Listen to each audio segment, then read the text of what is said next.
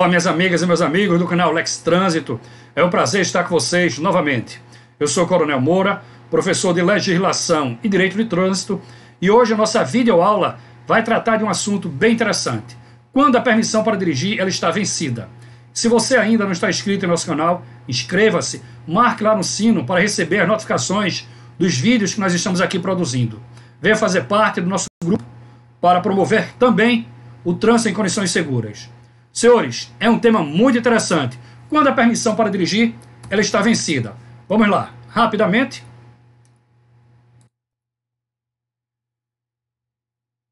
Muita gente se confunde quando vai passar essa informação, principalmente para o candidato à habilitação. Eu já me deparei em inúmeros eventos com o palestrante ali, ele dando a informação que não está de acordo com a legislação de trânsito. Vamos ver aqui. Por isso que eu achei bem interessante trazer esse tema para os senhores.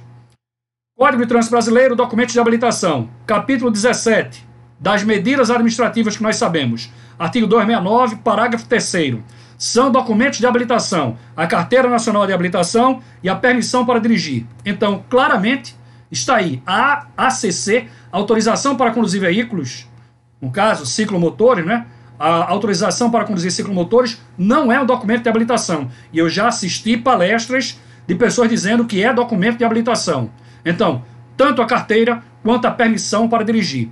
E outra coisa, muita gente dizendo por aí que dirigir é um direito, e não é. E eu vou mostrar aos senhores aqui, ó. CNH e permissão para dirigir. O CNH e a PPD. Atos administrativos são licenças. Direito administrativo. Tanto a permissão para dirigir quanto a Carteira Nacional de Habilitação são classificadas enquanto ato administrativo ou atos administrativos que são expedidos, né, pela autoridade com competência, no caso, a competência delegada, o diretor do Detran, porque a competência originária é do diretor do Denatran, mas por delegação, diretor do Detran, que nós sabemos. E aí, vejam, enquanto atos administrativos como licença e tratando-se de espécies de um mesmo gênero, licença, não é razoável que recebam tratamento diferenciado quanto à punição pela inobservância à validade. Isso aí eu tirei dentro de um parecer do Conselho Estadual de Trânsito do Estado de São Paulo. Então não tem como você tratar diferente para efeito de aplicação de punição prevista na Lei 9.503 com relação a vencimento da Carteira Nacional de Habilitação e vencimento da permissão para dirigir. Só que a lei não trouxe o prazo, o lapso temporal para o vencimento da permissão para dirigir. E muita gente se confunde. Vejam aqui. Foi questão, inclusive, de concurso, não é? Meus amigos, minhas amigas do canal Lex Trânsito, falar de Carteira Nacional de Habilitação, eu tenho que voltar para 1941. Vou falar sobre os 3 códigos que nós tivemos, códigos nacionais e o Código de Trânsito Brasileiro. Vamos primeiramente ao primeiro Código Nacional de Trânsito, Decreto-Lei 2994, de 41.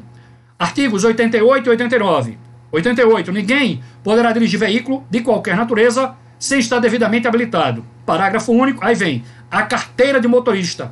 Não fala ainda, né, o decreto em Carteira Nacional de Habilitação, no artigo 88. Aí vem, indicará qual a espécie ou espécie de veículos que seu portador está habilitado a dirigir. No artigo 89, do Decreto-Lei 2994 de 41, diz assim: haverá uma só espécie de carteira de motorista. Aí sim, a Carteira Nacional. Surge então a Carteira Nacional de Habilitação. E aí, mostro ela aos senhores. Perfeito? Vou voltar aqui para continuar o texto. Voltando. Do Decreto 2994.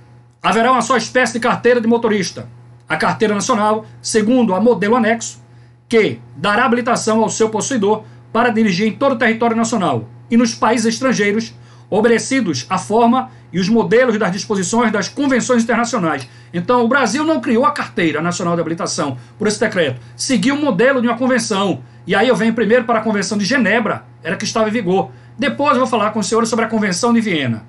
Não pode você estudar legislação de trânsito sem estudar essas convenções internacionais. Perfeito? Avançando no tempo, né? Mostrei a vocês o modelo da carteira, do decreto 2994. E aí eu venho para o segundo Código Nacional de Trânsito. Decreto 3651 está aí, ó, de 25/9/41. Artigo 101. Ninguém poderá dirigir qualquer veículo sem estar devidamente habilitado. Parágrafo 1º. Para conduzir veículos, aí vem automotores, automóveis, caminhões, ônibus, motocicletas ou similares em todo o território nacional, somente a Carteira Nacional de Habilitação, que fica instituída, olha aí, dará autorização. Então, revogou o decreto anterior e aí surge a Carteira Nacional de Habilitação com o novo modelo. Parágrafo 2º. A Carteira Nacional de Habilitação obedecerá ao modelo e as indicações constantes no anexo 7 do decreto. E aí, ó, apresenta aos amigos internautas do 2º Código Nacional de Trânsito. 3º Código Nacional de Trânsito, Lei 5.108, de 66, que antecedeu, né, a Lei 9.503, artigos 64 e 65.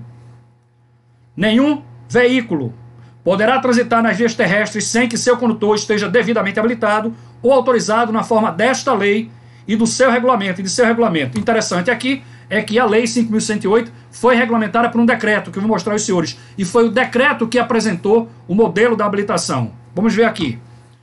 Caput do artigo 67. A Carteira Nacional de Habilitação obedecerá o modelo único estabelecido pelo regulamento deste código. E aí apresenta aos senhores, quem nunca estudou, o decreto 62.127, 16/1 de 1968, que regulamentou a Lei 5.108, o 3º Código Nacional de Trânsito. Então, fica muito complicado você estudar a legislação de trânsito sem estudar as convenções internacionais, esses decretos e essa lei. Porque o aluno vai perguntar. Voltando aqui. Esse é o modelo, né, da Carteira Nacional de Habilitação, que perdurou por um certo tempo, até chegarmos à Resolução 734, de 31/7 de 1989. Surgiu então, né, o Prontuário Geral Único. Cada condutor tinha o seu PGU, possuía o seu PG1. Vigorou de 1981 a 1994. Quando a Resolução 276 de 2008 do CONTRAN entrou em vigor, trouxe no seu artigo 1º o seguinte: os condutores com Carteira Nacional de Habilitação expedida na vigência do código anterior, está aí o modelo da carteira, a rosada. Uma coisa interessante aqui, eu trabalhei muito, né, na rua e peguei muito condutor com essa carteira. Era feita, os dados eram inseridos nesse documento na máquina de datilografar. Não sei se vocês lembram, viu? Foi da minha época. E aí eu peguei muita carteira e quando o cidadão queria colocar ou classificar, né, colocar, adicionar mais uma categoria de habilitação, ele pegava a máquina em casa e fazia isso. E as letras ficavam em alturas diferentes. E quando eu pegava essa situação, eu levava para a delegacia e apresentava à autoridade policial. Muitas vezes eu peguei isso. E aí, o cidadão foi convidado pela resolução, esse condutor, a fazer justamente, tá aí, olha, o recadastramento. E fizeram. Continuando, avançando no tempo, chegam na Lei 9.503, que instituiu o Código Nacional de Trânsito. E aí eu apresento aos senhores, né, um dos modelos. Hoje tivemos várias modificações. Eu vou mostrar a que vai entrar em vigor em 2022. Artigo 159, nós conhecemos a Carteira Nacional de Habilitação expedida em modelo único e de acordo com as especificações do CONTRAN. Então, a especificação da Carteira Nacional de Habilitação, ela vem através de uma resolução do CONTRAN, que nós conhecemos, não é? E aí, as várias mudanças. Continuando, a Carteira Nacional de Habilitação que vai entrar em vigor é justamente essa aí, em forma de cartão magnético, através da Resolução 718, meus amigos, de 2017. Vai entrar em vigor em 31/12 de 2022, daqui a 2 anos. Teremos muito parecido com as carteiras de habilitação, né, norte-americana, Drive License. Interessante mostrar aos amigos internautas, se os senhores perceberem e fizerem a leitura aí na nossa carteira, tem aí, ó, em inglês, inclusive, Driving License, licença para dirigir. Na nossa carteira tem termos em inglês, inclusive, para seguir justamente a Convenção de Genebra e a Convenção de Viena. Muita gente não sabe o motivo disso aí. Continuando.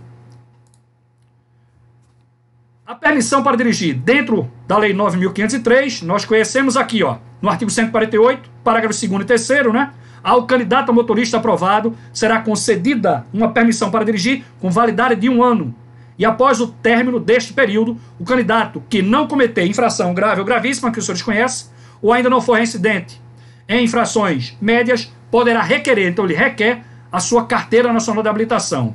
E aí, o legislador não falou em vencimento, somente em validade. Então, validade é uma coisa, vencimento é outra. Inclusive, a validade da Carteira Nacional de Habilitação está condicionada à validade dos exames. Sabiam disso? Nós já estudamos.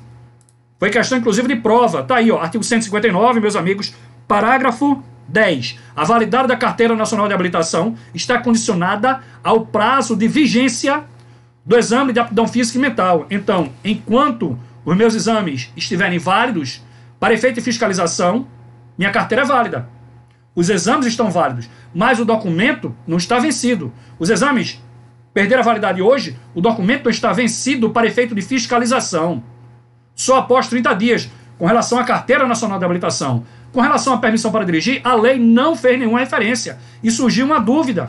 E aí essas dúvidas, essa lacuna, qual órgão do Sistema Nacional de Trânsito, meus amigos do canal Lex Trânsito, pode dirimir? O Denatran. Perfeito. Quem estudou comigo e se preparou para o concurso da Polícia Rodoviária Federal sabe, eu bati nessa tecla. Está aqui, olha. Validade e vencimento são situações diferentes. E eu venho para cá. Artigo 62, inciso 5. Conduzir veículo com a validade da carteira, né, nacional de habilitação, vencida há mais de 30 dias. Aqui só fala, meus amigos internautas, o artigo 62, inciso 5, da Carteira Nacional de Habilitação. Não fala da permissão. Continuando.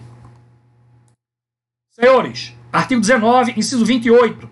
19, nós sabemos, competência do Denatran. Casos omissos no CTB. Qual órgão do Sistema Nacional de Trânsito vai dirimir esses casos omissos? O legislador já previu e já deu competência a um órgão, que é o Denatran, o órgão máximo executivo de trânsito da União. E aí, eu venho para cá. Compete ao órgão máximo executivo de trânsito da União estudar os casos omissos na legislação de trânsito e submetê-los com proposta de solução. Essa proposta, no caso, portaria, não é?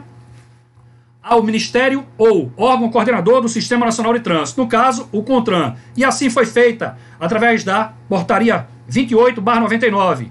Artigo 1º. Para efeito de fiscalização, fica concedida, tá aí, ó, a mesma tolerância estabelecida no artigo 62, inciso 5 do CTB, ao condutor portador da permissão para dirigir, contada da data do vencimento do referido documento. Então, só a partir de 99 é que os agentes poderam ou passaram a autuar. Por quê? Nesse período de 98, né? 22 de janeiro de 98, até quando a portaria entrou em vigor, não tinha como autuar. O cidadão pegava um condutor com a permissão 10 meses depois dos 12 meses. E não tinha como autuar porque não tinha esse enquadramento. Mas, posteriormente, o CONTRAN se posicionou. Tá aí, olha. Resolução 168/2004 trouxe uma redação nova, sofreu uma redação nova esse dispositivo.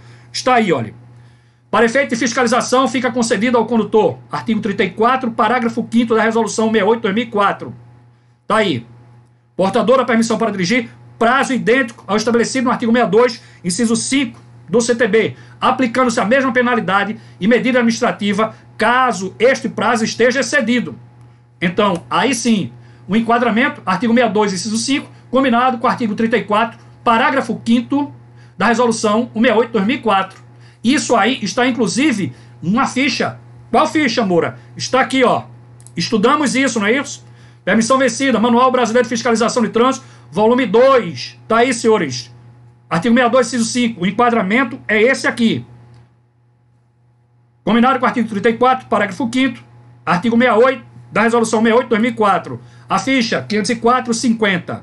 Perfeito, senhores do canal Lex Trânsito. Viram aí de onde vem, como foi feito justamente o trabalho do Denatran desde 1999, e agora nós temos lá na Resolução 68, nós sabemos que o prazo é idêntico, e aí os senhores sabem de onde vem agora. Não vão errar mais. Visto, meus amigos? Forte abraço a todos, nos encontraremos no próximo vídeo, marquem lá, deixem os seus likes, divulguem o nosso canal, porque juntos nós vamos promover cada dia mais um trânsito mais humano e mais seguro.